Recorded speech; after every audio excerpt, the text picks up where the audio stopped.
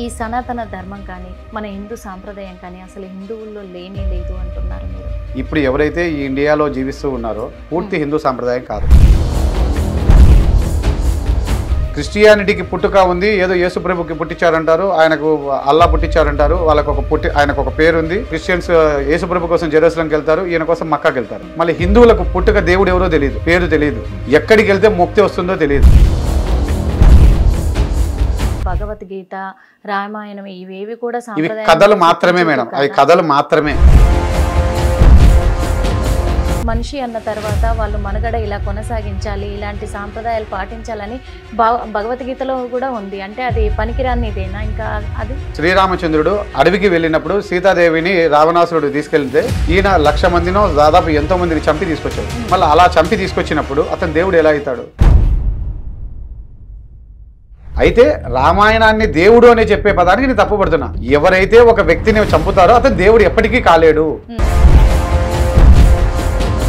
క్రిస్టియన్స్కి Bible అనేది ఒకటి ఉంది, బైబిల్లో రాసి పెట్టారు, అందుకే వాళ్ళు పద్ధతులు పాటించుకుంటూ వెళ్తారు. ఇప్పుడు వాళ్ళకి అన్ని బుక్కులు ఉన్నా కానీ మరి వాళ్ళు ఎందుకు సార్ అంత నీతి నిజాయితీగా ఉండలేరు? హిందువులకు లేదు అని మీరు అన్నారు, పాటించట్లేరు అంటున్నారు. మరి ఆ బుక్కులు ఉన్న వాళ్ళు ఎందుకు పాటించట్లేరు? మరి కొత్తగా కార్పొరేట్ దేవుళ్ళని తీసుకొచ్చి పెట్టారు. ఆ కొత్త కార్పొరేట్ దేవుళ్ళే వీళ్ళు నార్త్ ఇండియా దేవుళ్ళు, సౌత్ ఇండియా దేవుళ్ళు కాదు. ఈ రాముడు కానీ కృష్ణుడు కానీ ఈ సౌత్ ఇండియాలో లేడు, నార్త్ ఇండియాలోనే పుట్టారు. నా పాయింట్ ఆఫ్ వ్యూలో ఏంటంటే రాముడు దేవుడు కాదు. 10% క్రిస్టియన్స్. ఏ క్రిస్టియన్ అయినా, ఒరిజినల్ క్రిస్టియన్ అనే అతను ఎవరైనా సరే మీరు ప్రసాదం ఇస్తే అతను ఇక్కడ ఎవరైతే ఆంధ్ర తెలంగాణలో ఉన్న క్రిస్టియన్స్, వీళ్ళు క్రిస్టియన్సే కాదు, దొంగలు వీళ్ళు. అసలు యేసు ప్రభు ఎవరు సార్? ఆయన మనలాగా ఒక మనిషి. ఆయన చెప్పిన ఫిలాసఫీని విశ్వసించి ఆయన మతంగా, ఆయన దేవుడు అని మీరు నమ్ముతారా? ప్రజలు నమ్మినప్పుడు మనం నమ్మితే నష్టం ఏముంది? మరి అలాంటప్పుడు రాముని కూడా ప్రజలు నమ్మినప్పుడు మనం ఇప్పుడు తప్పేముంది చెప్పండి? దేవుడిని నమ్మరా? అయితే నేను ఈశ్వరుని నమ్ముతాను మేడం. ఈశ్వరుడు దేవుడు ఎందుకు అవుతాడు? మరి మా పెద్దలందరూ పూజించారు కాబట్టి నేను ఆయన పూజిస్తున్నా, అంతే. అలాగే కదా సార్, మరి ఎవరు నమ్మే దేవుడిని వాళ్ళు నమ్ముతారు కదా. ఇప్పుడు హిందువులు మాత్రమే ప్రభుత్వంలో భాగం మేడం, ఏ ఇతర మతాలు కాదు. మీరు క్రిస్టియన్స్, వాళ్ళ చర్చిలు ప్రభుత్వానికి ₹1 డబ్బు కట్టవు, మసీదులు వీళ్ళు ఒక ప్రభుత్వానికి ₹1 డబ్బు కట్టవు. ఈ హిందూ దేవస్థానాలు మాత్రమే. వాళ్ళకు క్రిస్టియానిటీలో ఉన్నది ఏంటంటే మేడం, నచ్చకపోతే డైవర్స్ అనే విధానం ఉంది. రెండోది వీళ్ళకు తలాక్ అనే ఒక విధానం ఉంది. హిందువులకు ఏముంది మేడం? డైవర్స్ అనేది వాళ్ళకు మాత్రమే ఎందుకుంది? విడాకులు అనేటివి హిందూ సాంప్రదాయ ప్రకారం కూడా ఉన్నాయి కదా, ఎందుకు లేవు? వెల్కమ్ టు హిట్ టీవీ, నేను మీ నిర్మల. మన తెలంగాణ రాష్ట్రం ఒకటే కాదు, మన భారతదేశం మొత్తం మీద కూడా హిందూ సాంప్రదాయాన్ని ఎంతో గౌరవిస్తారు. హిందూ సాంప్రదాయం ఇంకా బ్రతికే ఉంది కాబట్టే ఈ మాత్రమైన ప్రజలు ఇంకా ఒక ధర్మాన్ని పాటిస్తూ బతుకుతున్నారు అనే ఊహలోనే ఉండిపోయారు. కానీ మన ముందు ఈరోజు హిట్ టీవీ స్టూడియోలో మరి తెల్లాకుల మనోహర్ బాబు గారు ఉన్నారు. అసలు హిందూ ధర్మం అంటే ఏంటి, సనాతన ధర్మం అంటే ఏంటి, అసలు ఎక్కడ ఉంది ఇదంతా కూడా లేనే లేదు అసలు. ఎందుకంటే మన హిందూ ధర్మము అనేది ఒకలాగుంటే జనాలు పాటించేది ఇంకొకలాగుంది అని చెప్పేసి కూడా తను చాలా వాదనకు కూడా దిగుతూ ఉన్నారు. ఎవరు తనను క్వశ్చన్ చేసినా కానీ ప్రతి క్వశ్చన్కి నా దగ్గర ఆన్సర్ ఉంది అంటూ చెప్పి తను మాట్లాడుతున్నారు. అంటే ఏంటి అసలు, ఏం చెప్పదలుచుకున్నారు మన సమాజానికి, అసలు ప్రజలకి ఏం తెలియజేయాలనుకున్నారు, ముఖ్యంగా హిందువులకి ఏం తెలియజేయాలనుకుంటున్నారో అడిగి తెలుసుకుందాము. నమస్తే సార్. నమస్తే. ఎలా ఉన్నారు సార్? బాగున్నాను మేడం. Okay sir. సార్, ఇప్పుడు ప్రొద్దుటూరు నుంచి మీరు ఇక్కడ దాకా వచ్చారు అంటే చాలా ఇప్పుడు చూస్తున్నాం, కొన్ని ఛానల్స్లలో చూసాము, ఇప్పుడే కాదు కొన్ని ఇయర్స్ నుంచి కూడా చూస్తున్నాం సార్ మీ ఇంటర్వ్యూస్. ఏంటి అంటే కూడా ఈ సనాతన ధర్మం కానీ మన హిందూ సాంప్రదాయం కానీ అసలు హిందువుల్లో లేనే లేదు అంటున్నారు మీరు. అసలు ఎవరు పాటిస్తున్నారు అంటున్నారు, అసలు ఏం చెప్దాం అనుకుంటున్నారు సార్? మేడం, ప్రస్తుతం మన భారతదేశంలో మనకి ఎవరికి తెలిసినా కూడా గత 20 సంవత్సరాలు లేదా 30 సంవత్సరాల నుంచి మాత్రమే మనకు అన్ని ట్రెండ్ కానీ సిస్టమ్ కానీ తెలుసు మేడం. ఇప్పుడు ఎవరైతే ఈ ఇండియాలో జీవిస్తూ ఉన్నారో వీళ్ళందరూ క్రిస్టియన్ హిందూ సాంప్రదాయాన్ని మాత్రమే జీవిస్తున్నారు, పూర్తి హిందూ సాంప్రదాయం కాదు. హిందూ సాంప్రదాయం అని చెప్పేదానికి మన కాడ ఎటువంటి ఆధారాలు లేవు. ఇవన్నీ కూడా హిందూ అనేదానికి ఒక నిర్దిష్టమైన బుక్ ఉండాలి, అంటే ఒక గ్రంథం ఉండాలి. హిందువులకంటూ గ్రంథం లేదు. క్రిస్టియన్స్కు బైబిల్ ఉంది. Bible means nothing. ఏ విధి విధానాలలో వాళ్ళు జీవించాలి అనేదే బైబిల్. ముస్లిమ్స్కు ఖురాన్, ఏ విధి విధానాల్లో జీవించాలి అన్నదే వాళ్ళది. ఆ విధి విధానాలు ఎప్పుడైతే వాళ్ళు జీవించారో ఆ జీవించని వారికి వాళ్ళు తరిమేదానికి కానీ తీసేసేదానికి కానీ నువ్వు మాకు వద్దు అనేదానికి కానీ వాళ్ళకి ఇద్దరికి సమాన హక్కులు ఉన్నాయి. హిందూ ధర్మంలో ఏముంది? హిందూ ధర్మంలో అటువంటి రూల్స్ రెగ్యులేషన్స్ బుక్ ఏమన్నా మనకు ఉందా? మనకంటూ ఒక గ్రంథం ఉందా? ఒక విధి విధానాలలో జీవిస్తూ ఉన్నారు తప్ప మనకంటూ రూల్స్ లేవు. చాలా మంది ఇప్పుడు కొత్తగా కొద్దిమంది రూల్స్ హిందూ హిందూ హిందూ అంటారు. అసలు హిందూ ధర్మం అనే పుట్టుకే లేదు. క్రిస్టియానిటీకి పుట్టుక ఉంది, ఏదో యేసుప్రభుకి పుట్టించారంటారు, ఆయనకు అల్లా పుట్టించారంటారు, వాళ్ళకు ఆయనకు ఒక పేరు ఉంది, ఈయనకు ఒక పేరు ఉంది. ఆయనకు ఒక చోట జన్మస్థలం ఉంది, ఆడికి వెళ్తారు, జెరూసలంకి వెళ్తారు. క్రిస్టియన్స్ యేసుప్రభు కోసం జెరూసలంకి వెళ్తారు, ఈయన కోసం మక్కాకి వెళ్తారు. మళ్ళీ హిందువులకు పుట్టుక దేవుడు ఎవరో తెలియదు, పేరు తెలియదు, ఎక్కడికి వెళ్తే ముక్తి వస్తుందో తెలియదు. మళ్ళీ అటువంటిప్పుడు మనం ఆ పేరుతో వ్యాపారం చేస్తున్నామే తప్ప ఇంతకాలంగా ఎటువంటి విధి విధానాలు అప్పటి నుంచి ఇప్పటి వరకు కూడా రాసుకోలేదు.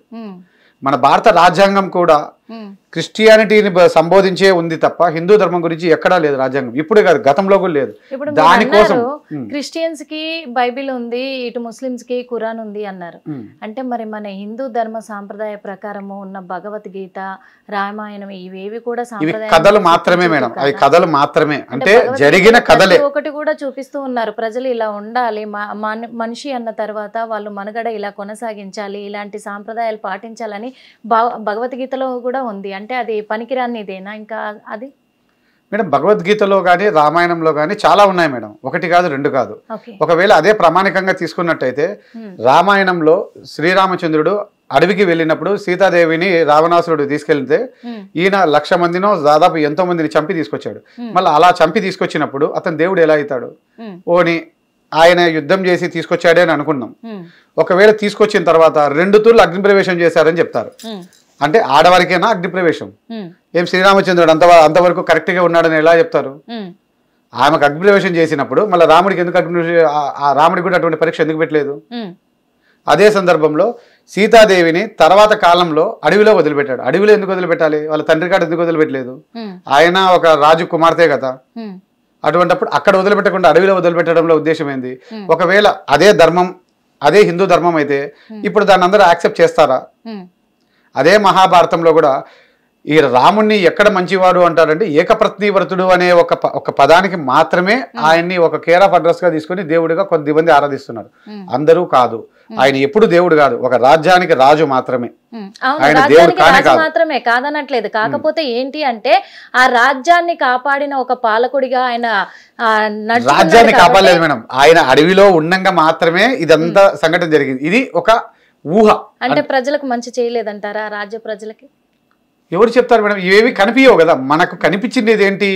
మన కాడ ఆధారాలు ఉన్నప్పటి నుంచి మాత్రమే మన కళ్ళకు కనిపించింది. అవన్నీ కల్పితాలు. అంటే నిజం అవ్వచ్చు, నిజం కాకపోవచ్చు, బట్ దాంట్లో ఉన్న నిజాన్నే తీసుకొని మనం మంచిని అనుకొని మనం జీవిస్తున్నాం. దాంట్లో ఎటువంటి తప్పు లేదు. రామాయణాన్ని నేను తప్పుపట్టట్లేదు. అయితే రామాయణాన్ని దేవుడు అనే చెప్పే పదానికి నేను తప్పుపడుతున్నా. ఎవరైతే ఒక వ్యక్తిని చంపుతారో అతను దేవుడు ఎప్పటికీ కాలేడు. యేసుప్రభు ఎవరిని చంపలేదు కాబట్టి దేవుడిగా ఆరాధించారు. అల్లా ఎవరిని చంపలేదు కాబట్టి వాళ్ళని దేవుడిగా ఆలోచిస్తున్నాడు. అల్లా ఒకరిని చంపమని చెప్పలేదు, యేసుప్రభు ఒకరిని చంపమని చెప్పలేదు. వాళ్ళ బుక్కులో లేవు. ఇప్పుడు మనం చెప్పబడిన దేవుడే. ఇప్పుడు శ్రీరామచంద్రుడే 1,00,000 మందిని చంపాడు, కృష్ణుడు 1,00,00,000 మందిని చంపాడు అంటారు. దేనికోసం చంపారు? ధర్మం కోసం చంపారంటున్నారు.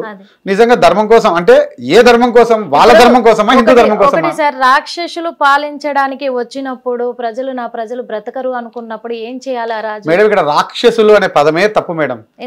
ఇక్కడ రాక్షసులు అంటే అందరూ మనుషులే మేడం, వాడి బుద్ధి చెడ్డది.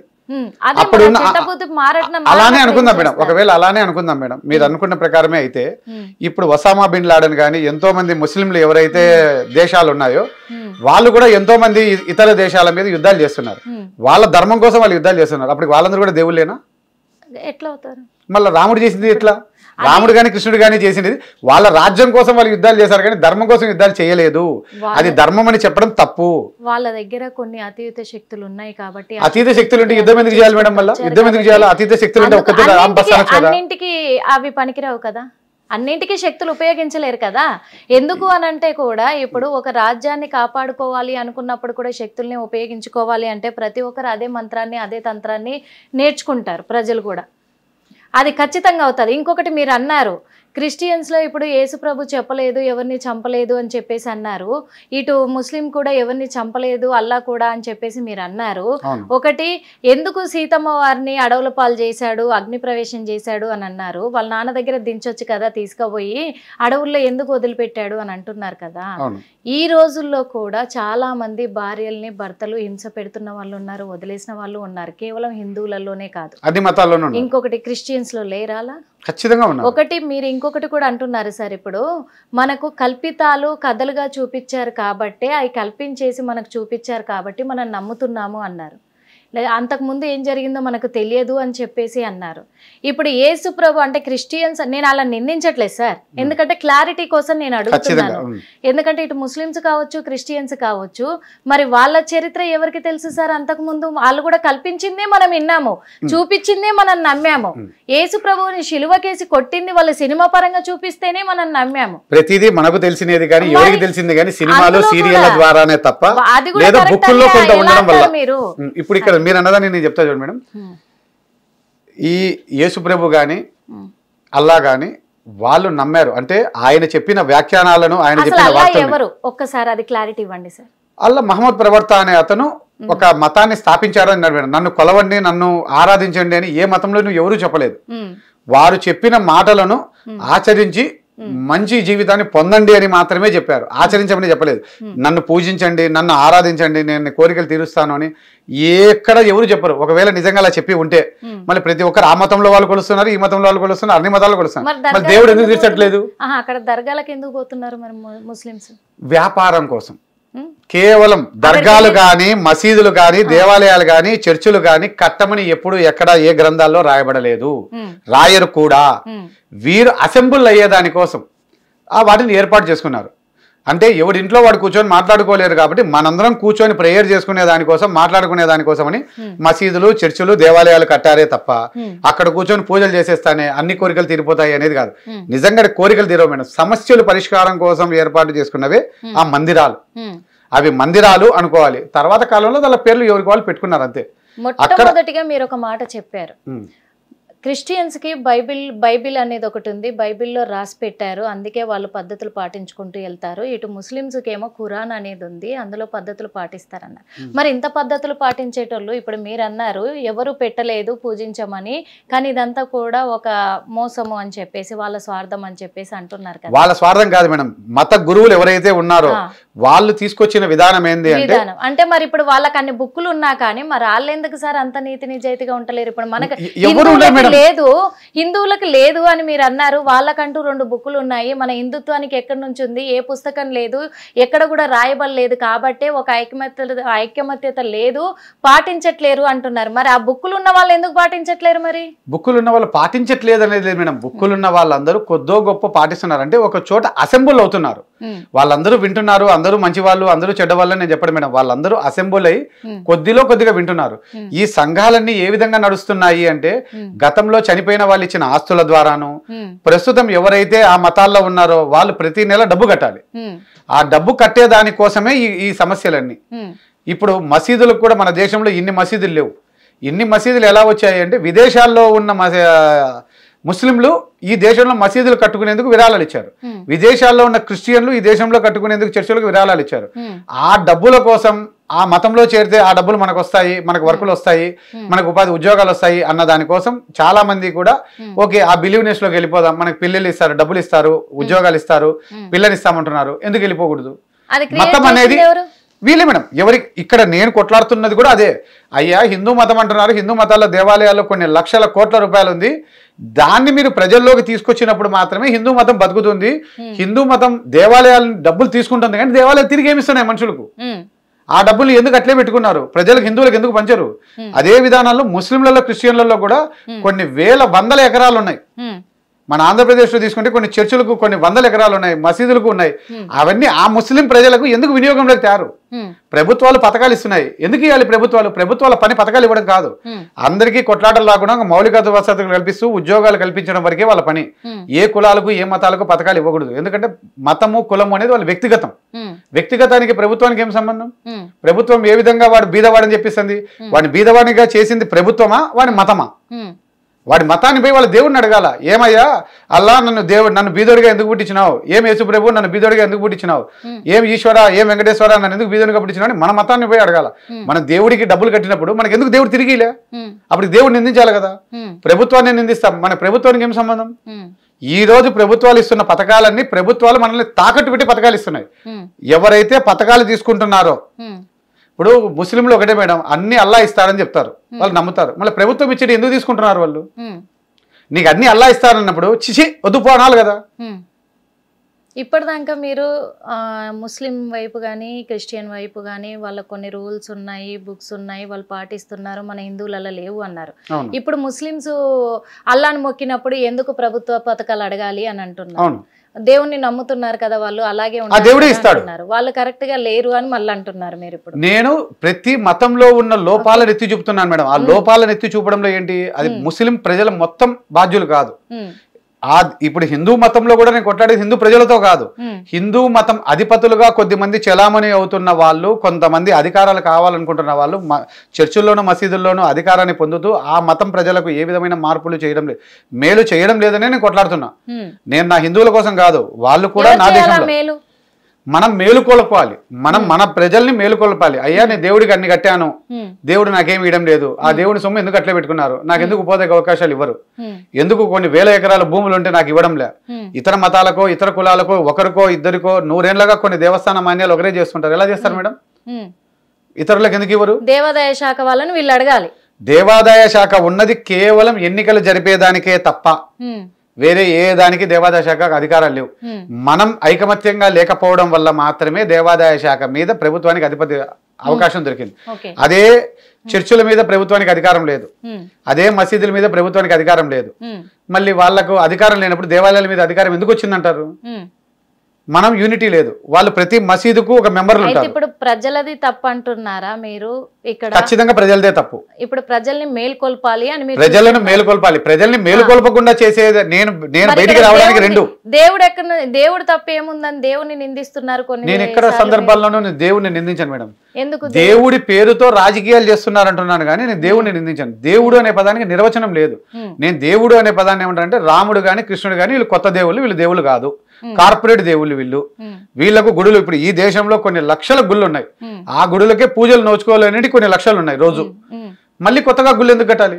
ఇప్పుడు కృష్ణుడు కూడా కార్పొరేట్ అన్నారు మీరు. అవును, కార్పొరేట్ దేవుడే ఆయన అన్నారు, కొత్తగా తీసుకొచ్చారు ఆయన.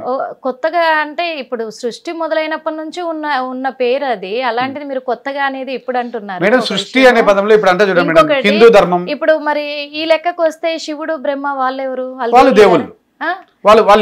వాళ్ళు ఎవరిని మరణాలు తీసుకోలేదు, అంటే చంపారని గాని మనం టీవీలలో దీనిలలో చూసామే కానీ వాళ్ళు ఎప్పుడు చేయలేదు. ఇక్కడ విష్ణు బ్రహ్మ పరమేశ్వరుడు కదా, వీళ్ళు ముగ్గురు అయినప్పుడు ఆ విష్ణువే కదా కృష్ణుడు అవతారంలో వచ్చాడు ఇక్కడ అని అంటారు మేడం. అంతవరకే.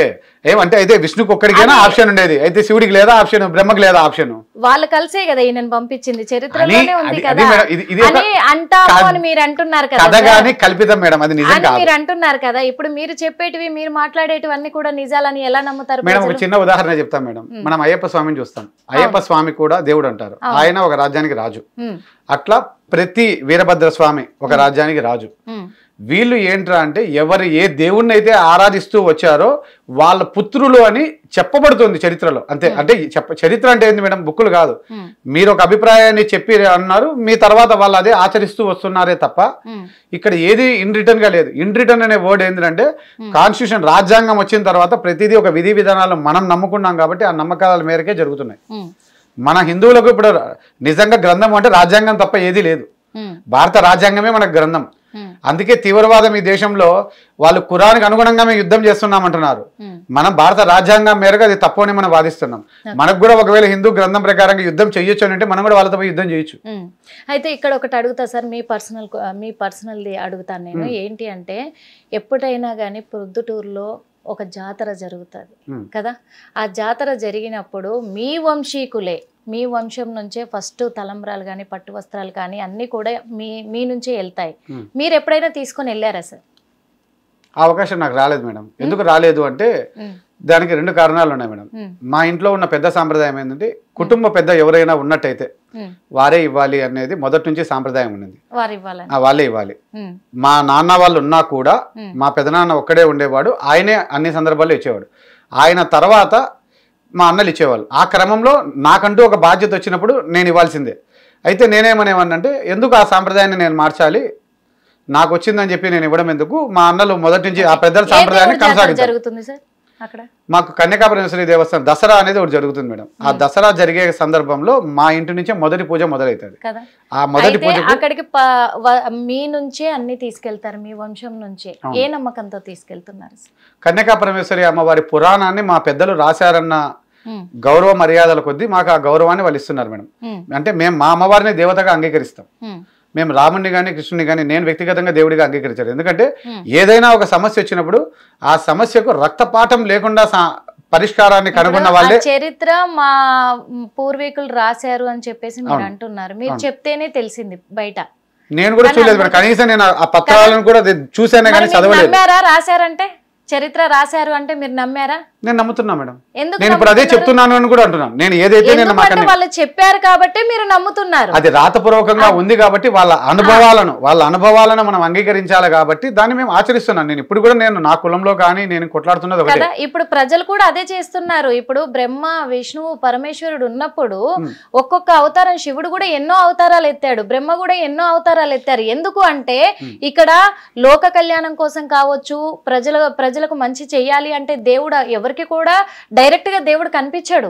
ఇప్పుడు మీరైతే పూర్వీకులు ఎలా రాశారు అని చెప్తే నమ్మారో, రాతపూర్వకంగా ఉందని, అక్కడ కూడా వాళ్ళ చరిత్రలు కథలుగా రాశారు కాబట్టి అవి ఎందుకంటే తరతరాలుగా వాళ్ళే దిగొచ్చి కనిపించలేరు కదా.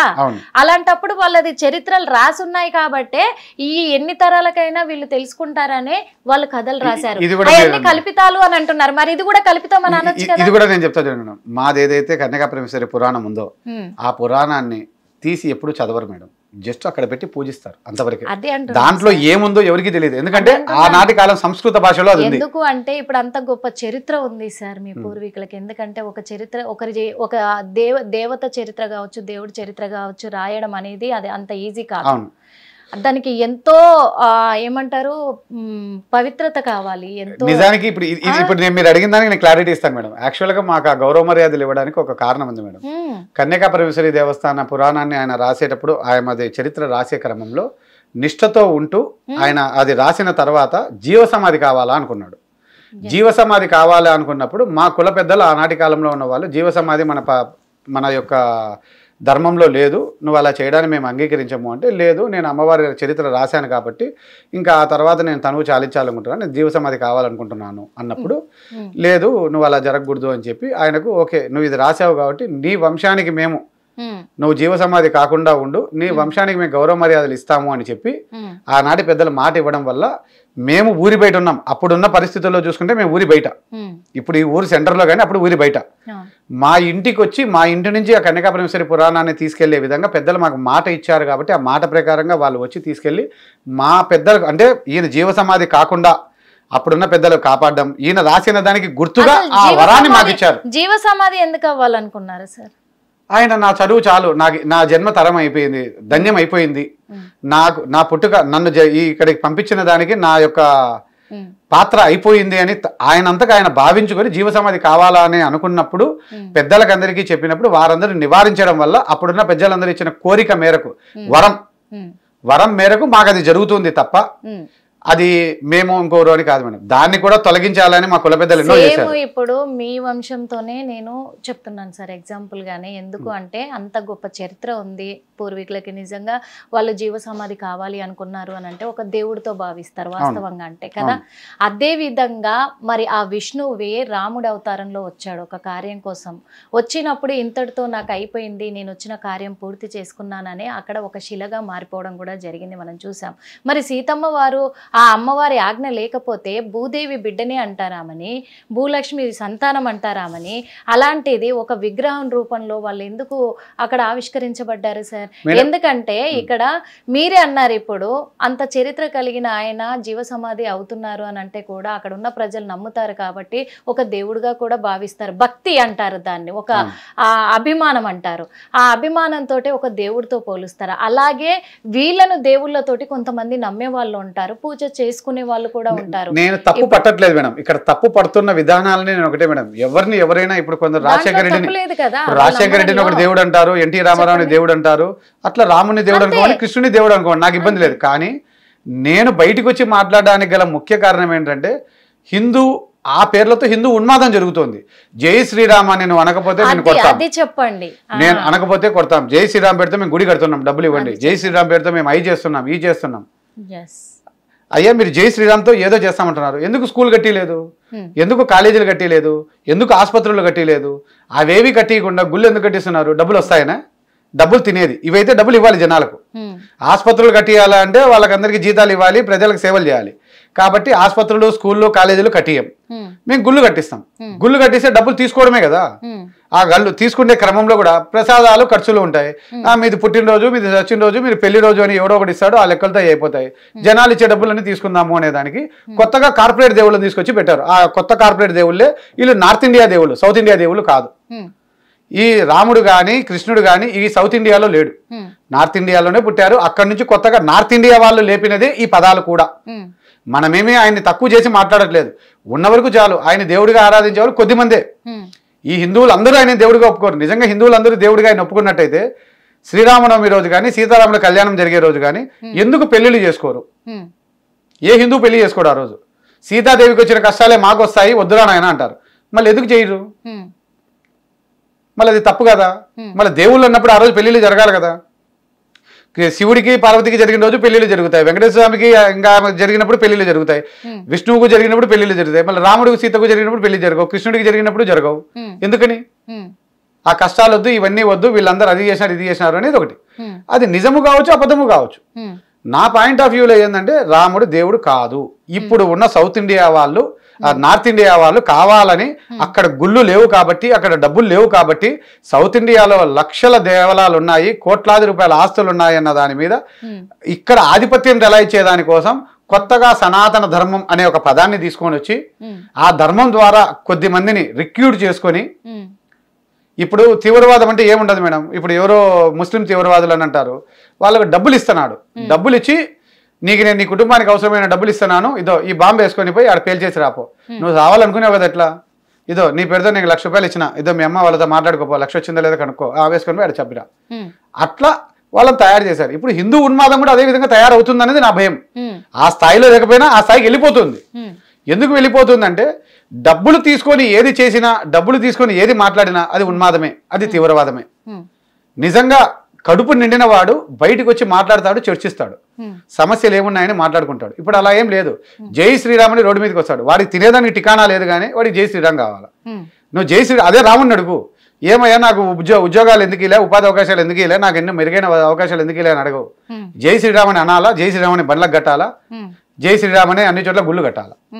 ఉన్న గుళ్ళకు పూజలు జరగడం లేదు, దానిపైన ఎందుకు మాట్లాడరు? ఉన్న గుళ్ళల్లో ఉన్న డబ్బుల్ని ప్రజల్లోకి తేవాలని ఎందుకు అనరు?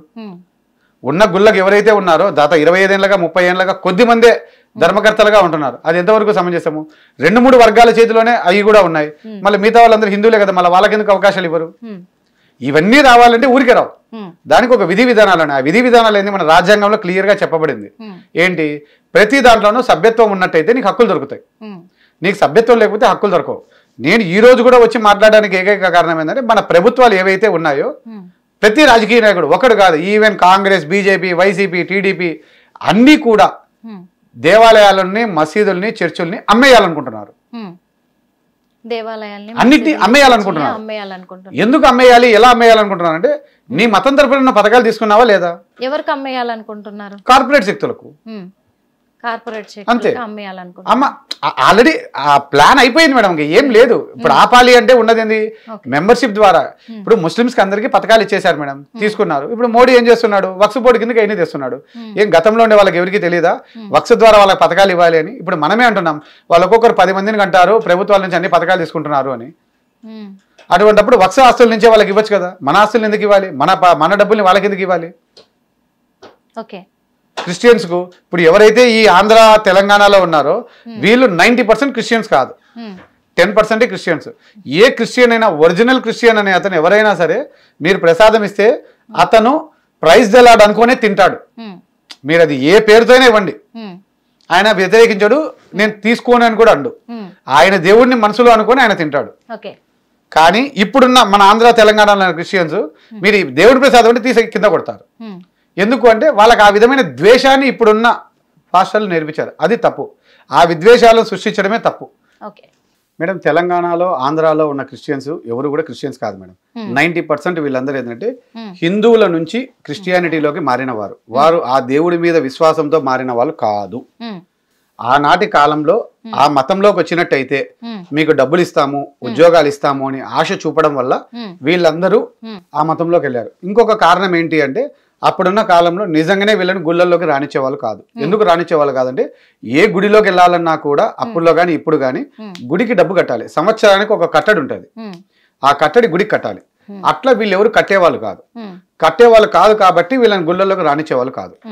వీళ్ళు దాన్ని ఏం ఫీల్ అవుతున్నారంటే మమ్మల్ని గుళ్ళలోకి రానియట్లేదు, డబ్బు ఇవ్వకపోతే ఎవరిని రానియరు, అట్లా వీళ్ళని రానియలేదు.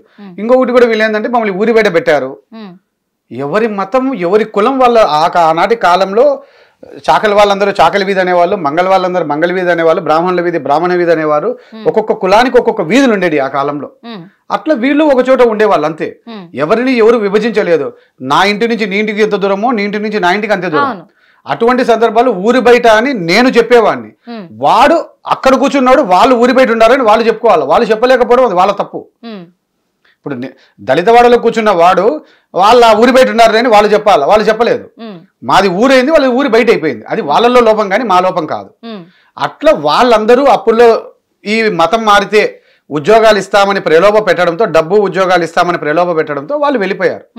వెళ్ళిపోయి వాళ్ళు వాళ్ళ మీద ట్యూన్ చేస్తూ నువ్వు చర్చనే బాబిజం తీసుకున్నాక నువ్వు ఇదే చేయాలి, ఇలా చేయాలి, ఇలా చేయాలి అని చెప్తున్నారు. వీళ్ళల్లో మోసం ఏంటంటే నిజంగా వాళ్ళు క్రిస్టియానిటీ బాబిజం తీసుకుంటే పొట్టు పెట్టుకోకూడదు, కానీ వాళ్ళు బొట్టు పెట్టుకుని ప్రజల్ని మోసం చేస్తారు. వాళ్ళు నువ్వు హిందూ అని చెప్పి సర్టిఫికేట్ తీసుకొని నువ్వు క్రిస్టియన్కి ఎట్లా పోతావు? ఖచ్చితంగా ఇక్కడ ఎవరైతే ఆంధ్ర తెలంగాణలో ఉన్న క్రిస్టియన్స్, వీళ్ళు క్రిస్టియన్సే కాదు, దొంగలు వీళ్ళు.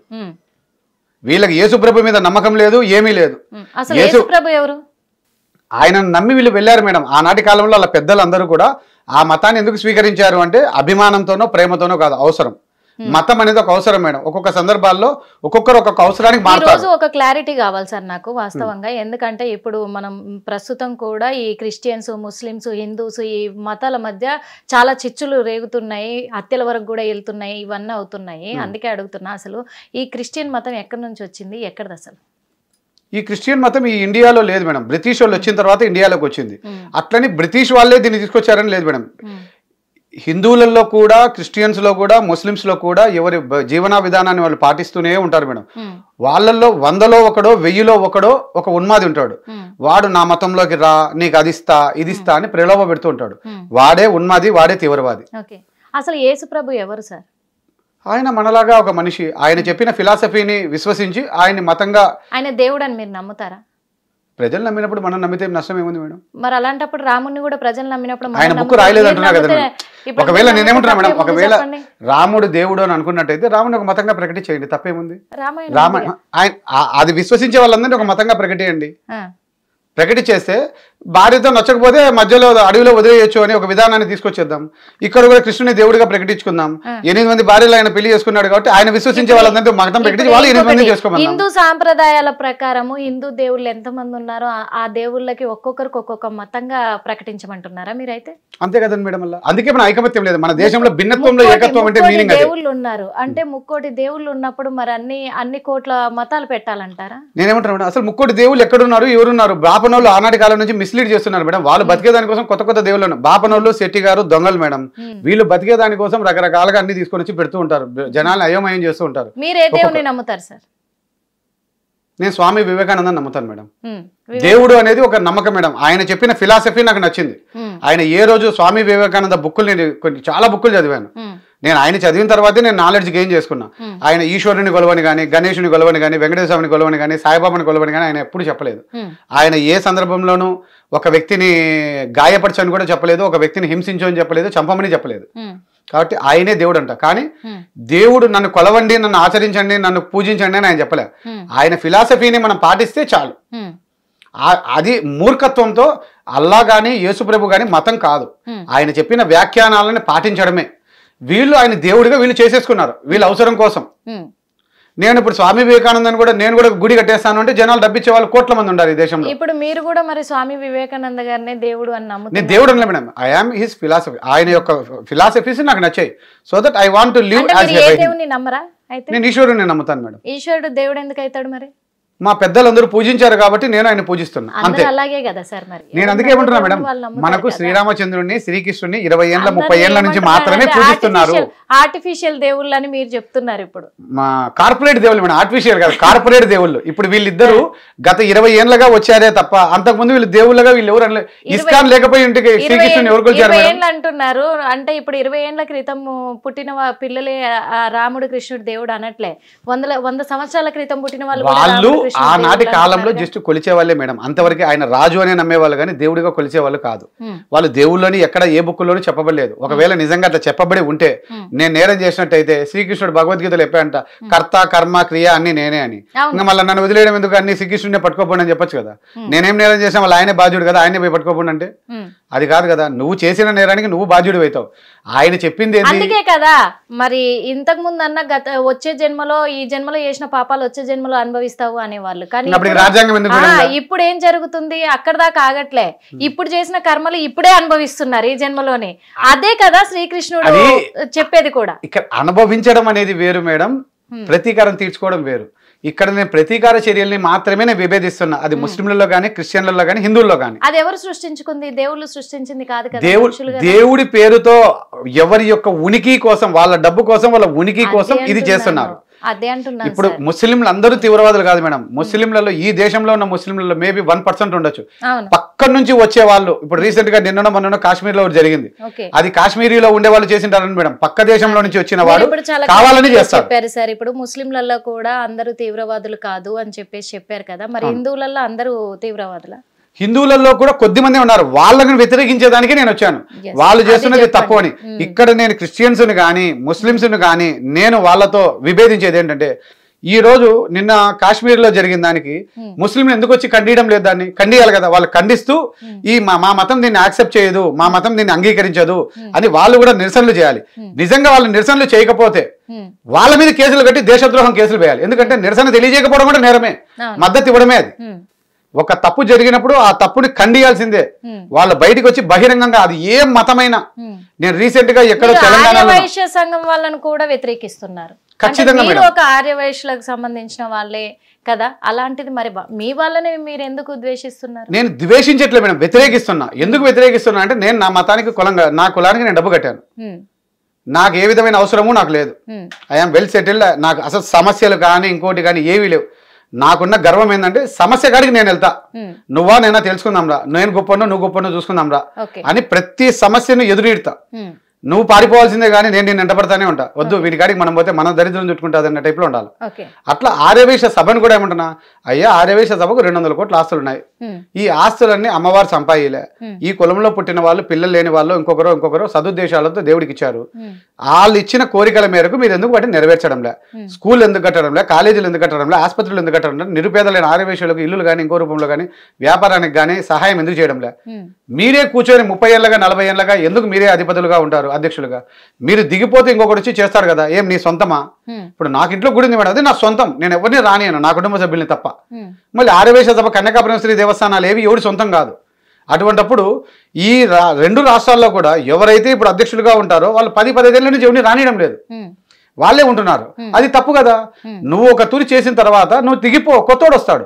లేదు, వాడైపోయినాక వాళ్ళ చిన్నాయన, వాళ్ళ కొడుకు, వాళ్ళ మామ, వాళ్ళు ఇలాగానే వస్తున్నారు. అందరు కూర్చొని మాట్లాడుకుంటే వీళ్ళు మాట్లాడినారు మేడం. వీళ్ళు ఎందుకు మాట్లాడినారు అంటే మేడం, వీళ్ళు ఆ దేవుడి మాటను బాగా డబ్బు సంపాదించుకున్నారు.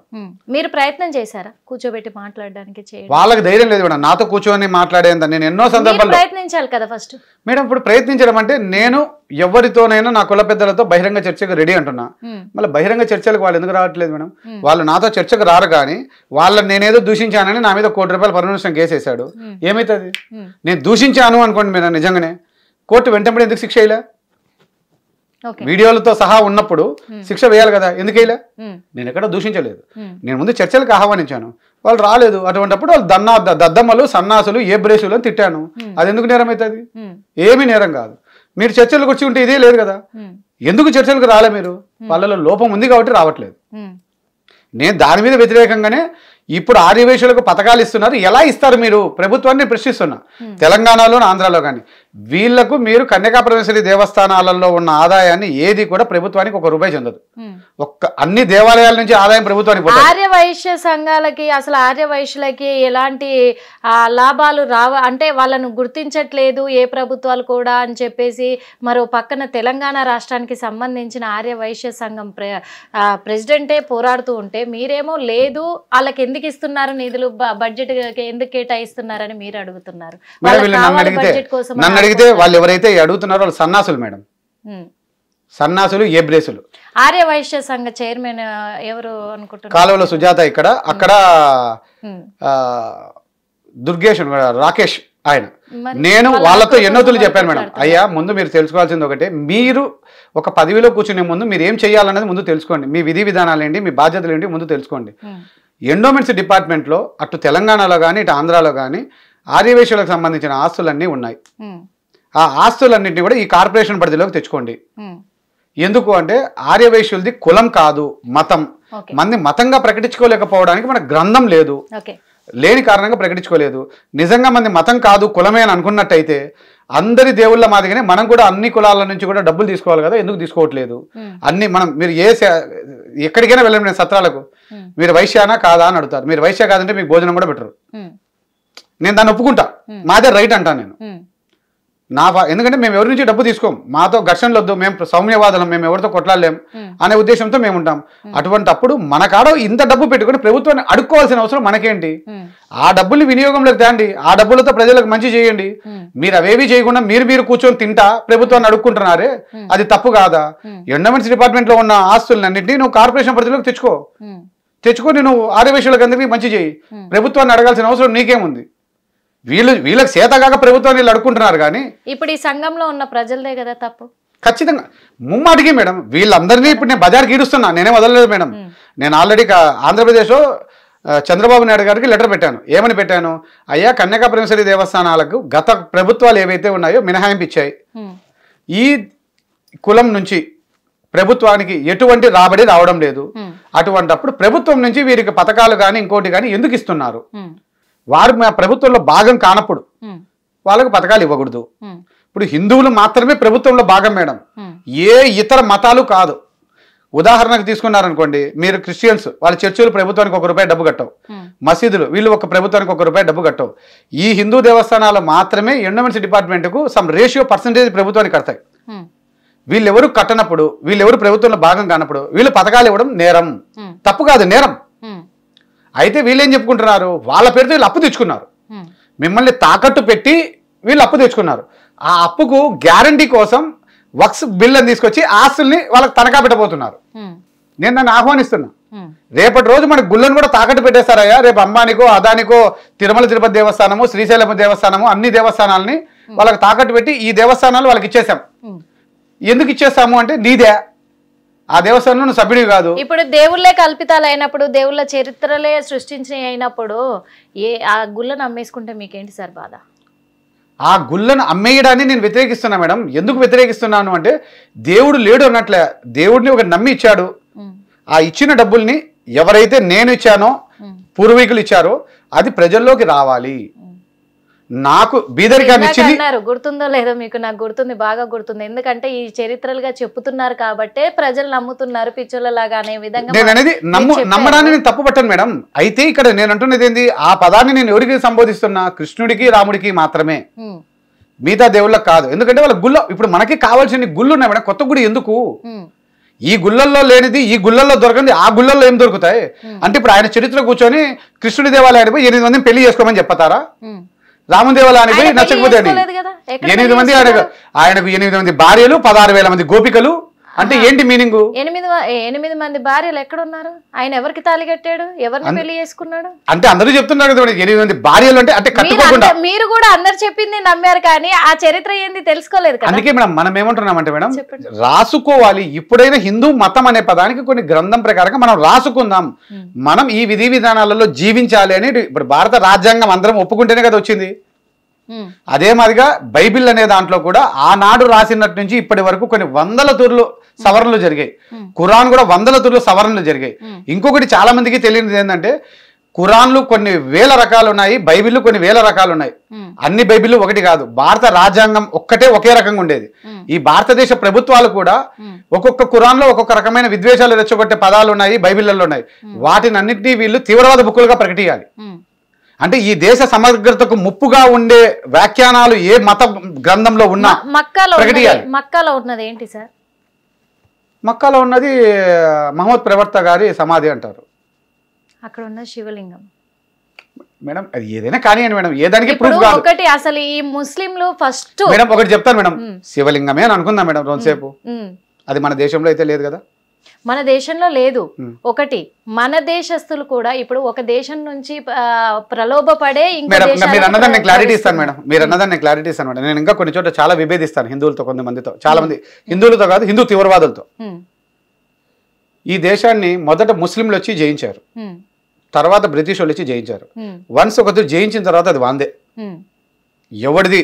ఇప్పుడు నేను మీదే ఇల్లుంది మేడం, మీ ఇల్లు నేను కొనుక్కున్నా, అది నాదే, మీ బిలాంగ్స్ అన్ని కూడా నాయే.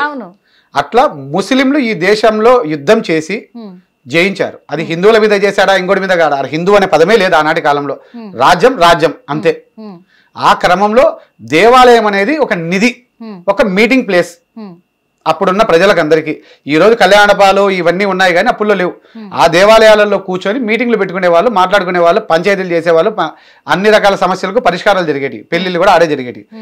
వీటిని అన్నింటినీ సంస్కరించాలా అని దేవుడి కింద నిధి పెట్టుకునే సాంప్రదాయం మనకు ఉండేది మొదటి నుంచి. వాటిని వాళ్ళు పగలగొట్టి ఆ నిధి తీసుకున్నారు. ఈ ఊరే నాదైనప్పుడు ఆ గుడి కింద ఉండే నిధి కూడా నాదే కదా అని వాళ్ళు పగలగొట్టారు. వాళ్ళ విశ్వాసాలను నువ్వు నా మతంలోకి రాని కూడా ఎవడు అడగలేదు.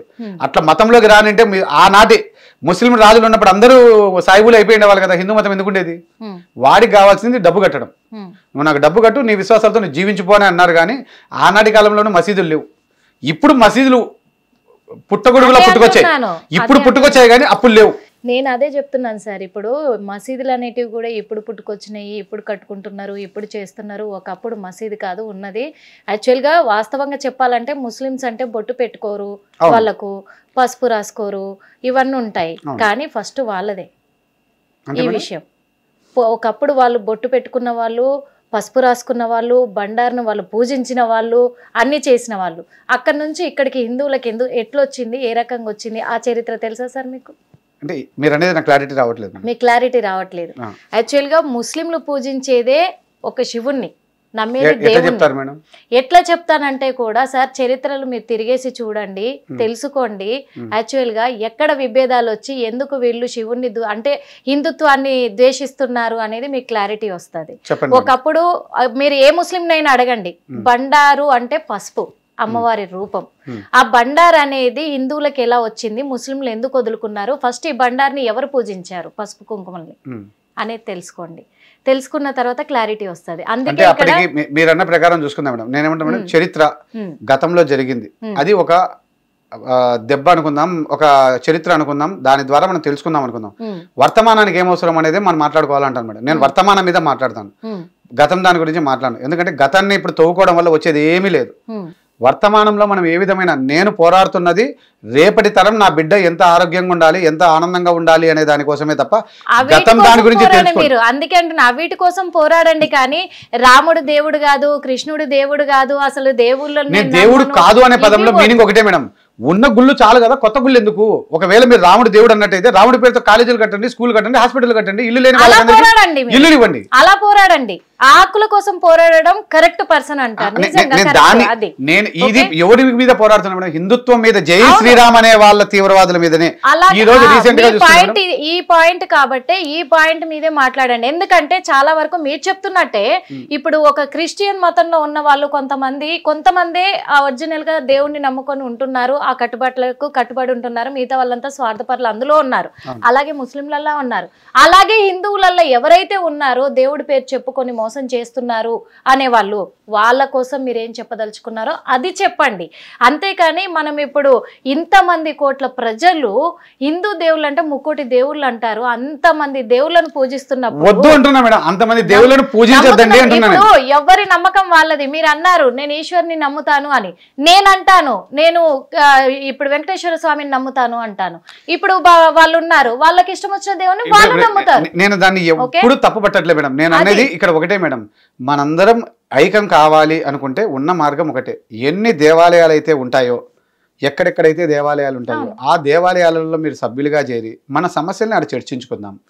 మనకు సమస్యలే మాత్రమే, సమస్యలు చర్చించుకునేందుకోసమే ఆ వేదిక ఉంది. ఆ వేదిక ద్వారా మనలో ఏదైనా సమస్య వస్తే ఆ వేదిక ద్వారా బాధ్యత తీసుకున్న వాడు మాత్రమే మాట్లాడాలి. అది స్థానికంగా నుంచి, ఒక గ్రామం నుంచి, మండలం నుంచి, జిల్లా నుంచి, రాష్ట్రం నుంచి, దేశం నుంచి ఒక విధానపరమైన నిర్మాణాత్మకమైన విధానాన్ని ఏర్పాటు చేసుకొని మనం మాట్లాడదాం. నేను హిందువుని కాబట్టి నేను ఏదైనా మాట్లాడతాను, నేను ముస్లింని కాబట్టి మాట్లాడతాను అంటే హక్కు రాదు. నువ్వు జీవించు తప్ప. నేను కూడా ఈ విధాన నిర్మాణం కోసం మాత్రమే నేను వచ్చాను. నాతో నేను విభేదిస్తున్నానే గాని విభేదిస్తూ విమర్శిస్తున్నా. నాతో చర్చకు రండి, నా సమస్య, నా అభిప్రాయం తప్పని మీరు ఎవరు చెప్పినా నా మాటల్ని వెనక్కి తీసుకొని అపాలజీ కూడా చెప్తాను అంటున్నా. ఎందుకు అంటే నాకు అనుమానాలు ఉన్నాయి, నా అనుమానం నివృత్తి చేయండి. నేను ఇక్కడ కోరుకునేది ఒకటే, ఒకే విధానానికి పోదాం. సనాతన ధర్మం అంటారు. సనాతన ధర్మం అన్నప్పుడు గతంలో ఉన్న సనాతన ధర్మం ఏంది? భర్త చనిపోతే భార్య పెళ్లి చేసుకోకూడదు. హిందూ సనాతన ధర్మం అంటే ఈ రోజు ఒకరు ఇద్దరు అనేవి పెళ్లిళ్ళు మళ్ళీ చేసుకుంటూనే ఉన్నారు. మళ్ళీ ఇది సనాతన ధర్మమా కాదా? అది హిందూ మతానికి వ్యతిరేకమా అనుకూలమా? ఎవరు చెప్పారు పెళ్లి చేసుకోకూడదని? ఆనాటి కాలంలో ఎవరు చేసుకున్నారు మేడం? అది మనం సృష్టించుకుంది కదా. ఇప్పుడు నేను అనేది కూడా ఆ సృష్టిని రాసుకుందాం మనం. ఇప్పుడు ఒక వాళ్ళకు క్రిస్టియానిటీలో ఉన్నది ఏంటంటే మేడం, నచ్చకపోతే డైవర్స్ అనే విధానం ఉంది. అవును, అది క్రిస్టియానిటీలో మాత్రమే ఉంది. రెండోది వీళ్ళకు తలాక్ అనే ఒక విధానం ఉంది. హిందువులకు ఏముంది మేడం? డైవర్స్ అనేది వాళ్ళకి మాత్రమే ఎందుకుంది? విడాకులు అనేటివి హిందూ సాంప్రదాయం ప్రకారం కూడా లేవు మేడం. హిందూ సాంప్రదాయం మనకు విడాకులు అనే పదం ఎప్పుడు లేదు మేడం. లేదు మేడం, చాలా మందికి తెలియదు. ఆ కోర్టులే తీర్పుని ఇచ్చారు మేడం. నేను ఫస్ట్ లోనే మీకు పదం చెప్పాను మేడం. నేను ఫస్ట్ లోనే పదం చెప్పాను. ఇక్కడ నివసిస్తున్న ప్రతి ఒక్కడు క్రిస్టియన్ హిందువుగా మాత్రమే జీవిస్తున్నాడు. మన రాజ్యాంగం క్రిస్టియానిటీ నుంచి వచ్చిందే తప్ప హిందుత్వం నుంచి రాలేదు. ఎందుకంటే భారతదేశం అప్పటికి హిందూ దేశం కాదు. హిందూ అనే మతం ఆ పదంలో ఆ టైంలో లేదు, అంత బలమైనది లేదు. ఆ టైంలో ప్రపంచంలో ఉన్న అన్ని దేశాలు క్రిస్టియానిటీ, ఇస్లాం మాత్రమే ఉన్నాయి. అక్కడ ఉన్న రాజ్యాంగాలను అన్నింటినీ తెచ్చుకొని వాటిలో మన దేశానికి ఏది అనుగుణంగా అవుతాయి అనేది 200 మంది పైచులకు మంది కూర్చొని ఒక్కొక్కటి లైన్ సెట్ చేసి మనకి ఇచ్చారు. సో దట్ అప్పటి నుంచి మాత్రమే డైవర్స్ అనే విధానాన్ని తీసుకొచ్చారు. అంతకుముందు డైవర్స్ అనే పదం లేదు. నచ్చలేదు అంటే ఎవరింటికి వాళ్ళు వెళ్ళిపోయేవాళ్ళు. అదే అంటున్నాను. అప్పుడు నచ్చలేదు కాబట్టి పంచాయతీలు పెట్టుకొని ఊర్లలో 10 మంది కూర్చొని తీర్మానించేసి ఇచ్చేసేవాళ్ళు. అప్పుడు పెళ్లిళ్ళు లేవు మేడం, విడాకులు లేవు. విడాకులు అనే పదం లేదు. ఎవరికి వాళ్ళు ఇంటికి వెళ్ళిపోయి ఎవరికి వాళ్ళు విడివిడిగా బతికే వాళ్ళు అంతే. ఆ విధానానికి చట్టబద్ధత తెచ్చింది ఎవరు అంటే వీళ్ళు డైవర్స్ అనే విధానాన్ని వాళ్ళు తెచ్చుకున్నారు. పెళ్లిళ్ళు లేవంటున్నారు. అప్పట్లో పెళ్లి లేవా? పెళ్లిళ్ళు మళ్ళీ రెండో తూరు పెళ్లి చేసుకునే వాళ్ళు లేరు మేడం. అప్పుడు ఆడవాళ్ళు మళ్ళీ రెండో పెళ్లి మగవాడు చేసుకునేవాడు. అప్పుడు ఈ మతాలు పుట్టిండేదే ఒకదానికోసం. ఒకటి సార్, అప్పట్లో విడాకులు అంటే ఒకసారి విడిపోయినాక మళ్ళీ పెళ్లిళ్ళు చేసుకోలేదు అని మీరు అంటున్నారు కదా. ఆ టైంలో లేవు మేడం. అదే అంటున్నాను. ఆ టైంలో ఏంటి అంటే 2 కుటుంబాలకు సంబంధించి కూడా ఒక పరువును దృష్టిలో పెట్టుకొని వద్దు అని ఒక గౌరవాన్ని నిలుపుకోవడానికి అప్పుడు ఉన్నారు. కానీ ఇప్పుడు ఏంటి అంటే మనం అప్డేట్ అయిన ప్రకారం కూడా ఇప్పుడు నడుస్తున్న ఈ కలియుగంలో కూడా జనరేషన్ అలా ఉంది కాబట్టి పెళ్లిళ్ళు చేసుకోకుండా లైఫ్ లాంగ్ బతకలేరు. తోడు లేకుండా బతకలేని పరిస్థితులు ఏర్పడ్డాయి ఇప్పుడు అందరికీ కూడా. అందుకే తోడు కావాలి అని కోరుకుంటున్నారు, నచ్చకపోతే విడిపోవాలి అనుకుంటున్నారు. ఇంకొకటి కూడా ఏంటంటే సార్, అప్పట్లో విడాకులు లేవు అన్నారు కదా. ఇప్పుడు ఈ విడాకులు అనేది ఏ మతం నుంచి సృష్టించబడింది, ఏ కులం నుంచి సృష్టించబడింది అనేది కాదు. ఇక్కడ రెండు మనసులు చెడిపోయినప్పుడు వాళ్ళు విడాకులు అనే పేరుతోటి విడిపోయి బ్రతకడమే మేలు. ఎందుకంటే కలిసి ఉండి ఆత్మహత్యలు చేసుకొని చచ్చిపోవడం కంటే విడిపోయి బతకడం మేలు కదా అని ఒక నిర్ణయాన్ని తీసుకొని బతుకుతున్నారు. అది కరెక్టే మేడం. దాన్నే నేను అంటున్నా మేడం, మనం రాజ్యాంగం మేరకే జీవిస్తున్నాం. ఇక్కడ హిందూ భారతదేశ రాజ్యాంగం మేరకే జీవిస్తున్నారు. మిగతా వాళ్ళు వాళ్ళ మతాచారాల ప్రకారం జీవిస్తున్నారు. మనం మాత్రం భారతదేశ రాజ్యాంగానికి కట్టుబడి హిందువులు అందరూ జీవిస్తున్నారు. కానీ మిగిలిన రెండు మతాలు అట్లా లేవు. వాళ్ళ స్వార్థం, వాళ్ళ బైబిల్ ఏం చెప్పిందని, వాళ్ళ ఖురాన్ ఏం చెప్పిందని వాళ్ళు చేస్తున్నారు. అదే తప్పు. ఇప్పుడు అలా స్వార్థంగా వాళ్ళలాగా బతకాలంటారా హిందువులు? హిందువులు మనం రాసుకుందాము, మన రాజ్యాంగం అనే దాన్ని కూడా సంస్కరించుకోవాల్సిందే. తప్పు ఇది క్రిస్టియన్ రాజ్యాంగం ఒకటే మేడం. తప్పు చేశాడు అంటే క్షమించమంటది, ఎన్ని తూర్లైనా క్షమించమంటది. ఇప్పుడు మనకందరికీ తెలిసినది ఏంటంటే మేడం, ఫస్ట్ హిందూ మతం ఉంది అనుకుందాం, తర్వాత వచ్చింది క్రిస్టియానిటీ, ఆ తర్వాత వచ్చింది ఇస్లాం. మనకు తెలిసిన రూల్ ప్రకారం ఎందుకు ఇది ఇలా వచ్చింది అంటే, హిందువులలో ఉన్నప్పుడు ఒకడు ఎంతమందినైనా పెళ్లి చేసుకోవచ్చు. ముగ్గురిని, నలుగురిని, 5 మందిని కూడా పెళ్లి చేసుకోవచ్చు. హిందూ ముస్లిం క్రిస్టియన్ అంటారు, హిందూ క్రిస్టియన్ ముస్లిం అన్నారు కదా సార్, అందుకు హిందూ ముస్లిం క్రిస్టియన్ అంటారు. కాదు మేడం, ఫస్ట్ మన దేశంలో హిందుత్వమే ఉంది మేడం, తర్వాత క్రిస్టియానిటీ వచ్చింది అంటారు. అంటే పుట్టిండేది మన దేశంలో కాదు, మన దేశంలో కాదు మేడం, మామూలుగా వచ్చిండేది. ఫస్ట్ హిందూ మొదటి నుంచి మన దేశంలో చెప్పబడింది, తర్వాత క్రిస్టియానిటీ వచ్చింది, క్రిస్టియానిటీ నుంచి విభేదించి ముస్లిం వచ్చింది అంటారు. ఇస్లాం వచ్చింది దాని నుంచి. లేదు మేడం, క్రిస్టియానిటీ అంటే ఇబ్రహీం అంటారు చూసారా మేడం. అంటే ఒకటి ఏంటి అంటే కూడా ఇక్కడ హిందూ ముస్లిం ఆ తర్వాతే క్రిస్టియన్ వచ్చింది అంటారు. మన దేశంలోకి వచ్చింది కదా మేడం. మన దేశంది మాట్లాడట్లే సార్, నేను మన దేశంది మాట్లాడట్లే, టోటల్ గా మాట్లాడుతున్నా. ఫస్ట్ అంటే హిందూ మతం అని వదిలేస్తే ఫస్ట్ బైబిల్ వచ్చింది, బైబిల్ వచ్చిన తర్వాత క్రిస్టియానిటీ ఖురాన్ వచ్చింది. దీనికి ఎందుకు వచ్చింది అన్న దానికి ఏంటంటే రూల్సే. క్రిస్టియానిటీలో ఏంటంటే ఎంతమందిని పెళ్లి చేసుకో, నచ్చలేదు ఒడేవేసింది, ఇంకొకరిని చేసుకో, ఆడవాళ్ళు కానీ మగవాళ్ళు కానీ. క్రిస్టియానిటీలో ఉన్నది ఏంటంటే బానిసత్వం క్రిస్టియానిటీలో లేదు, సమానత్వం. అంటే ఎవరికి ఎన్ని రకాల హక్కులు, ఎంత స్వేచ్ఛ అంటే ఆడవారికి క్రిస్టియానిటీలో ఉన్నంత స్వేచ్ఛ ఏ మతంలోనూ ఉండదు.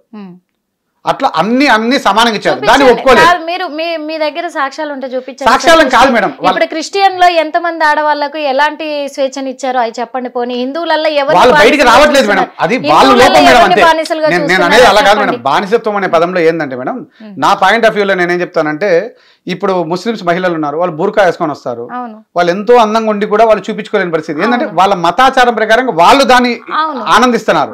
అట్లా క్రిస్టియానిటీలో వచ్చేటప్పటికి ఏంటంటే వాళ్ళకి కొన్ని ఫ్రీ హ్యాండ్స్ ఇచ్చారు. అంటే ఈ విధమైన డ్రెస్సులు ఉండాలి, ఈ విధమైన డ్రెస్సులు వేసుకోవాలి అనేది ఏం లేదు, వాళ్ళకి నచ్చినట్టు వాళ్ళు ఉండొచ్చు అన్నది చెప్పారు. ఆ విధంగా వాళ్ళ లైఫ్ స్టైల్ ఉండింది.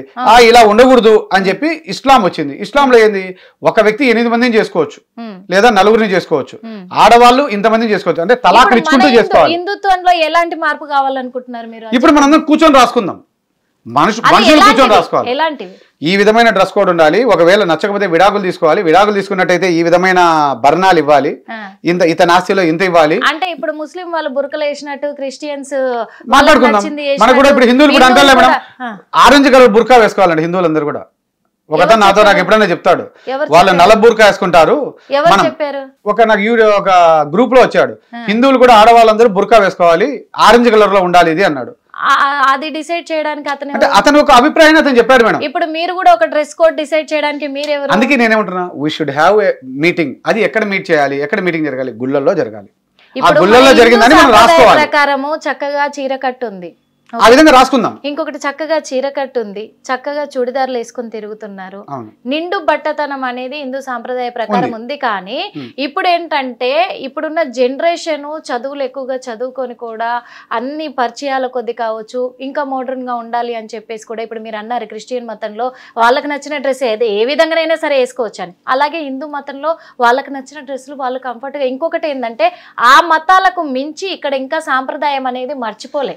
మన వాళ్ళల్లో ఇప్పుడు సాంప్రదాయం పోయిందని చెప్పలేము, సాంప్రదాయం అనేది తగ్గిపోతుందని మాత్రమే చెప్తాను. తగ్గుతుంది, అది తగ్గుతున్నా దానికి కారణాలు ఏంటంటే మనం రూల్స్ ఇప్పుడైనా రాసుకోకపోతే. ఇప్పుడు ముస్లిం అమ్మాయి ఇష్టం వచ్చి తిరిగింది అనుకోండి, దారిన పోయే ముస్లిం కూడా అమ్మాయిని ఆపి అమ్మాయిని మందలిస్తాడు. అది చెప్పండి, అది మందలిస్తారు. మన హిందూ మతంలో రూల్స్ లేవు. ఇప్పుడైనా రూల్స్ రాసుకోకపోతే రాబోయే కాలంలో ఇతర మతాలు మన మీద దాడి ఎందుకు చేస్తాయంటే, మన కాడ నిధులు ఉన్నాయి కాబట్టి దాడి చేస్తారు. నిధులు లేకపోతే ఎందుకు చేస్తారు? ఇదే కొన్ని దేవాలయాల్లో ఇప్పటికి కూడా పాటిస్తున్నారు. ఎలా పాటిస్తున్నారంటే, అంటే ఒక డ్రెస్ తో రాకూడదు, చున్నీ బయట అనేది కప్పుకోవాలి, ఖచ్చితంగా కొంగు ఉండాలి, తిరుమలలోకి వెళ్ళాలన్నా గురువారం వెళ్ళాలన్నా జుట్టు వీరబోసుకొని రాకూడదు అని నిబంధన. నేను కఠినం చేయాలంటున్నా మేడం. ఇప్పుడు రాజ్యాంగం ఎంత కఠినంగా ఉందో అట్టే మాదిరిగా హిందూ మతానికి కూడా ఒక విధి విధానాలను మనం కఠినంగా కూర్చొని రాసుకుందాం. రాసుకునే దానికి వేదిక దేవాలయాలే. దీనికి స్వామీజీలు అధిపతులు కాదు. మనలో నుంచి ఒక వ్యక్తి కూర్చొని వీటిని న్యాయ నిర్ణేతలుగా కూర్చొని మెజారిటీ ప్రజల అభిప్రాయం మేరకు నడుచుకోవాలి. నాదే రైట్ అని నేను అన్నాను. ఎందుకంటే నాకు అర్థమైంది సార్ మీ వర్షన్. ఎందుకు అంటే కూడా మన హిందూ సాంప్రదాయాలను కాపాడుకోవాలి. మనము ఒక రాజ్యాంగం ఎలాగైతే మనం పాటిస్తున్నామో అలాగే మన హిందుత్వానికి ఒక రూల్స్ పెట్టుకోవాలి. ఆ రూల్స్ బ్రేక్ చేయొద్దు. ఎందుకంటే హిందుత్వం సాంప్రదాయాలు తగ్గిపోతున్నాయి కాబట్టి ఆ వీటి కోసం నేను పోరాడుతున్నా రావాలి. ప్రజలు ఏకీభవించాలి, ఐక్యమత్యం కావాలి అని చెప్పేసి మీరు చెప్తున్నారు. అది సంతోషం సార్. ఈ విషయము క్లారిటీగా అందరికి అర్థమైంది అనుకుంటాను. కానీ ఈ పరిస్థితుల్లో దేవుళ్ళు లేరు, దేవుళ్ళని నమ్మొద్దు, ఈ మాత్రం వద్దు సార్. నేను దేవుళ్ళు లేరని చెప్పలేదు. కృష్ణుడు, రాముడు కార్పొరేట్ దేవుళ్ళు, కొత్తగా వచ్చిన దేవుళ్ళు, వీళ్ళ ముసుగులో మీరు పడద్దండి, వీళ్ళ మాయలో మీరు పడద్దండి అని అంటున్నాం మేడం. అంటే ఆ దేవుళ్ళ మాయలు అంటున్నారా, దేవుడి పేరు చెప్పే వాళ్ళ మాయలు అంటున్నారా? ఇప్పుడు ఎవరైతే కొత్తగా ఆ పేర్లను తీసుకొచ్చారో కార్పొరేట్ మేడం, అంటే ఇస్కాన్ అని ఉంది మేడం. ఇస్కాన్ వాళ్ళు రాముడి కృష్ణుడి దేవుళ్ళు కట్టారు. ఎందుకంటే స్కూల్ కట్టారు. రాలేదు. ఒక విషయం చెప్తున్నా సార్, ఇదైతే కొత్తగా వచ్చింది కాదు. కృష్ణుడు, రాముడు దేవుడు అనేది కొత్తగా రాలేదు. కొత్తగా ఇప్పుడేం ఈ జనరేషన్ లో ఈ 2020 నేను అంటున్నది ప్రతి ఊర్లోనూ వాళ్ళు టెంపుల్ కడుతున్నారు మేడం. నేనేమంటున్నా, అయ్యా మీరు టెంపుల్ కడుతున్నారు కదా, ఎందుకు టెంపుల్ కట్టడం? ఒక స్కూల్ ఇస్కాన్ తరపున స్కూల్ కట్టండి. కానీ ఆ దేవుళ్ళు ఇక్కడ నేను అంటున్నది ఆ దేవుళ్ళ పేరుతో వీళ్ళు చేస్తున్న వ్యాపారం. నమ్మకం నేనేమంటాను మేడం, నమ్మకాన్ని మతంగా ప్రకటించుకోండి అబ్బా, ఎవరొద్దు అంటున్నారు? ఈ దేశంలో రాజ్యాంగం నీకు హక్కిచ్చింది, కృష్ణ మతం అని నువ్వు ప్రకటించుకో, నాకు నచ్చితే నేను కూడా మతంలోకి వస్తాను. ఆయన పేరు చెప్పుకొని ఇలాంటి పనులు చేస్తున్న వాళ్ళకి చెప్పండి.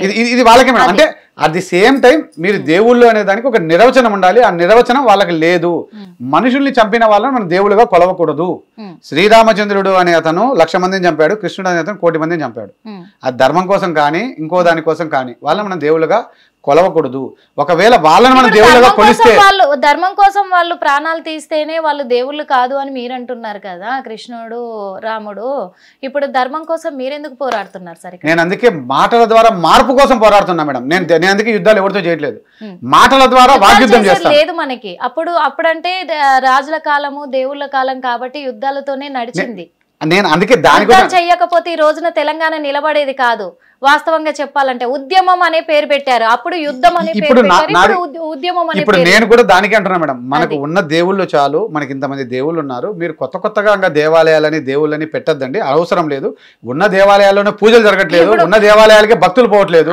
అది చెప్పండి. ఇప్పుడు చూడండి, కొత్తగా ఇస్కాన్ టెంపుల్ అని వస్తాను, ఇంకా పాత దేవాలయాన్ని వదిలేసి జనాలు కొత్త దేవుడికి వెళ్ళిపోతున్నారు. మనుషుల్ని చంపారు, వాళ్ళు దేవుళ్ళు కాదు అని అంటే మనిషి ఆ చచ్చిపోయిన వాళ్ళు మనుషులు అని మేడం వాళ్ళ స్వలాభాల కోసం ఆ దేవుడి పేరుతో వీళ్ళు తీసుకొచ్చారు మేడం, అంతే తప్ప. ఇప్పుడు సాయిబాబాను కొంతమంది దేవుడు అని కొలుస్తారు మేడం, ఆయన నమ్మకాన్ని అయింది. మేమేమంటున్నాం, మీరు ఏ దేవులమైనా పెట్టండి, ఆ దేవులం పక్కనే ఈ 3 కూడా పెట్టండి. గుడి కట్టారు కదా, బడి పెట్టండి, కాలేజీలు కట్టండి, ఆసుపత్రులు కట్టండి, అలా పోరాడండి. అది ఓకే. మీరు కేవలం గుడి ఒక్కటే కట్టడం అనేది వ్యాపార దృక్పథం. అలా పోరాడండి కాదన్నట్లే. ఇప్పుడు ఆ శివుడు, అదే కృష్ణుడు రాముడికే సంబంధించింది కాదు. శివుడు కావచ్చు, బ్రహ్మ కావచ్చు, ఏ దేవుడైనా, అమ్మవారైనా సరే, ఒక గుడి ఉన్న తర్వాత పాయింట్ ఒక్కటే మేడం, ఒక గుడి అవసరం లేదు. అదే అంటున్నా, ఒక గుడి ఉన్న తర్వాత ఇంకో గుడి అవసరం లేదు అని పోరాడండి. ఇక్కడ మీరే చెప్తున్నారు మేడం, ఈ భారతదేశంలో చూసుకున్నట్టయితే మన జనాభా తగ్గిపోతుంది అన్నారు. మళ్ళీ గుళ్ళు తగ్గాలి కదా, గుళ్ళు ఎందుకు పెరుగుతున్నాయి? మన జనాభా తగ్గినప్పుడు గుడులు తగ్గాలి కానీ జనాభా ఎక్కడ తగ్గలేదు.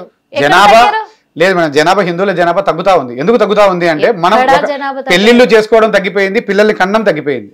ముస్లింలలో జనాభా పెరుగుదల కారణం ఏంటంటే తొందరగా పెళ్లిళ్ళు చేసుకుంటూ ఎక్కువ మందిని కంటున్నారు, వాళ్ళు మసీదులు చర్చిల్ని పెంచుకుంటున్నారు. మన వాళ్ళు పెళ్లిళ్ళు చేసుకోవడమే లేట్ అవ్వడం వల్ల, పిల్లలు పుట్టించుకోవడం లేట్ అవ్వడం వల్ల, పిల్లలు పుట్టకపోవడం వల్ల కూడా మన జనాభా తగ్గుతున్నాయి, కొత్త దేవాలయాలు పెరుగుతున్నాయి. శివాలయాలు పెరగడం లే, రామాలయాలు, కృష్ణాలయాలే పెరుగుతున్నాయి. ఎందుకని శివాలయాలు ఎందుకు పెరగడం లే అంటే ఉన్న దేవాలయాలకే దేవుళ్ళకి పోవడం లేరు, పూజారులు లేరు. గుళ్ళు కడితే పూజారులు లేరు ముందు, అట్లా ఎందుకు? నేను అదే అంటే మీరు ఉన్న దేవాలయాల కంటే ఎక్కువగా కట్టొద్దు, ఉన్నాయి కదా అని చెప్పేసి పోరాడండి, దానికి తప్పులేదు. అది ఏ దేవుడైనా కావచ్చు, ఈ దేవుడు ఆ దేవుడు అనే. అంటే ఈడ ఇంకో మైనస్ కూడా ఉంది మేడం. మీరు రామాలయానికి వెళ్ళారనుకోండి, కృష్ణ దేవాలయానికి వెళ్ళారనుకోండి, ఆడ వేరే దేవుడు ఉండడం, వీళ్ళొక్కడే దేవుళ్ళుగా ఉంటారు. అంటే అప్పటికి శివులు దేవుడు కాదనే, లేక వెంకటేశ్వర స్వామి దేవుడు కాదనే. ఎందుకు రామాలయాలలో శివుడు ఉన్నాడు? తర్వాత కాలంలో పెట్టుకుంటారు మేడం వాళ్ళు. రాముడు ఇప్పుడు మీరు కొన్ని చోట్ల దేవాలయాలకు వెళ్ళారనుకోండి, రాముడు ఒక చోట ఉంటాడు అంతే. అవును. ఇప్పుడు కృష్ణదేవాలయం ఇస్కాన్ టెంపుల్కి వెళ్ళారనుకోండి, కృష్ణుడు ఒక్కడే ఉంటారు, ఇంకెవరు ఉండరు, వేరే ఏ దేవుళ్ళు ఉండరు. సెపరేట్ గా కట్టుకున్నారు సార్. అది విభజన కాదా? ఇప్పుడు అట్లా అది విభజన కాదా? శివుడి టెంపుల్ కూడా ఒకటి, శివుడి టెంపుల్ కూడా ఆయనకు శివాలయం అని కడతారు, ఆయన ఒక్కడే ఉంటాడు. మరి ఇది ఇప్పుడు కట్టినట్టు కాదు మేడం, పూర్వం 50 ఏళ్ల నుంచో 100 ఏళ్ల నుంచో 200 ఏళ్ల నుంచో లేదా 100 సంవత్సరాల నుంచో ఉంటాయి. ఇప్పుడు కూడా ఎన్నో చోట్ల నిర్మిస్తూనే ఉన్నారు. ఇప్పుడు కట్టే దానిలో మల్టిపుల్ మేడం, ఎవరు ఒక్క గుడిని కట్టట్లేదు, దాంతో పాటు ఒక 10 మంది దేవుళ్ళని కడుతున్నారు. 10 మంది దేవుళ్ళు లేకపోతే దేవాలయాలకు రావడం లేదు. కూడా కట్టుకునేవి చాలా ఉన్నాయి సార్, మా ఏరియాలోనే ఉన్నాయి. ఇప్పుడు మా ఊర్లో అమృతేశ్వర స్వామి దేవాలయం ఉంది మేడం, ఆయన ఆ గుడిలో ఒక 10 మంది దేవుళ్ళని పెట్టారు. ఎందుకు అంటే కొన్నిటికాన్నేమో అందరు దేవుళ్ళు ఒకే చోట ఉండాలి, అందరికీ అనుకూలంగా ఉంటుంది భక్తులకి అని చెప్పేసి కూడా కట్టుకునే వాళ్ళు ఉన్నారు. కొంతమంది మాత్రము ఒక దేవుణ్ణి ఇక్కడ మనం నిర్మించుకుందాము అనే వాళ్ళు ఉన్నారు. దానివల్ల వచ్చేది ఏం లేదు. కానీ మీరు పోరాడుతున్నది ఏంటి అంటే కూడా ఇక్కడ దేవుళ్ళ పేరు చెప్పుకొని దేవాలయాలు కడుతున్నామని చెప్పేసి ఎందుకు వచ్చే ఆదాయాన్ని ఇది చేస్తున్నారు. మీరు ప్రజలకు, పేదలకు పంచండి, ప్రజలకు బళ్ళు కట్టించండి అని చెప్పేసి మీరు చెప్తున్నారు. అలానే కదా మేడం, కొత్త గుడులు అవసరం లేదు, ఉన్న గుళ్ళకే ఆ సంపదను ఉన్న గుళ్ళకి ఇచ్చి తద్వారా ప్రజల్ని వృద్ధి చెందాలి. అదే అంటున్నా, అలా జరగాలి. కానీ ఊరి పెడిపోవడం, గుళ్ళు కట్టడం, ఊరి పెడిపోవడం, గుళ్ళు కట్టడం, అక్కడ ఎవరు హిందువులు ఉండరు, ఎవరు ఉండరు, కట్టడం ఎందుకు? ఆ వీటిపైన పోరాడండి, అంతేకాని మనం దేవుళ్ళని నిందించాక. నేను దేవుడిని నిందించాను మేడం, నేను దేవుడిని ఏ రోజు నిందించాను, దేవుడి పేరుతో చేసే వ్యక్తులను నిందిస్తున్నానే తప్ప వేరెవరిని నిందించట్లేదు. చూసారు కదా ఏంటి అంటే అసలు సారు వర్షన్ కూడా ఏంటి అంటే ఇక్కడ దేవుళ్ళ పేర్లు చెప్పుకొని దేవాలయాలు కడుతున్నాము అని చెప్పేసి ఎందుకు ఆదాయాన్ని వృధా చేస్తున్నారు, ప్రజలకు ఉపయోగపడేలాగా మీరు ఉపయోగిస్తే చాలా బాగుంటుంది. అందులో ఒకటి కూడా ప్రజలకు ముఖ్యంగా చదువు ఇంపార్టెంట్, వైద్యం ఇంపార్టెంట్. కాబట్టి మీరు ఎలాగైతే గుడి కడుతున్నారో అదే విధంగా ఆ నిధిని తీసుకొచ్చేసి మీరు ఈ బళ్ళకి అలాగే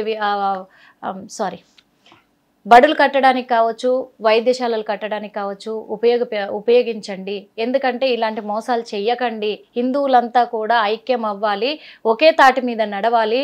ఈ రూల్స్ అనేటివి ఖచ్చితంగా పాటించి మన హిందూ సాంప్రదాయాన్ని అవమానించకుండా, రోజు రోజుకి తగ్గిపోకుండా మన సాంప్రదాయాలని మనం వృద్ధి చెందించుకోవాలి అని చెప్పేసి కూడా తను హక్కుల కోసం పోరాడడానికి ఎక్కడి వరకైనా నేను సిద్ధమే అంటున్నారు. ముఖ్యంగా ఆర్య వైశ్య సంఘం వాళ్ళకి చెప్తున్నారు. ఎందుకంటే మీరు ఇలాంటి పొరపాట్లు చేస్తున్నారు కాబట్టి ఈరోజు పోరాడుతున్నాను, నా మీద కేసులు పెట్టినా నేను రెడీగా ఉన్నాను ఎదుర్కోవడానికి, ఎందుకంటే నేను న్యాయం మాట్లాడుతున్నాను కాబట్టి అని చెప్పేసి వాళ్ళకు కూడా చెప్తున్నారు.